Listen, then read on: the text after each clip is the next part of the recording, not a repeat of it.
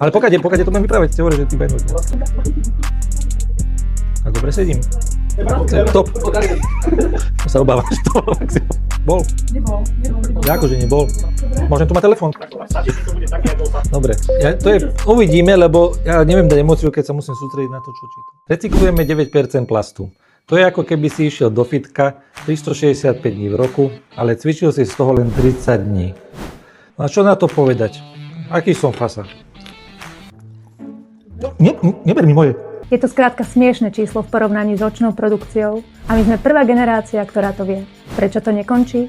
Čo sa deje s vyhodeným plastom? Rozpadá sa na miliardy neviditeľných častíc, ktoré žiadna čistička nezachytí. Takže späť na začiatok. Sme prvá generácia, ktorá to je. Prvá, ktorá má dáta, štúdie, dôkazy. Napriek tomu, paradoxne, každý deň vyprodukujeme viac plastu ako včera. Ako keby sme boli v súťaži. Kto sa otráví prvý? A vtip? Nepomôže nám ani, keď prestaneme používať plast, lebo je všade. Sebavedome si hovoríme, ja recyklujem, ale systém nás oklame.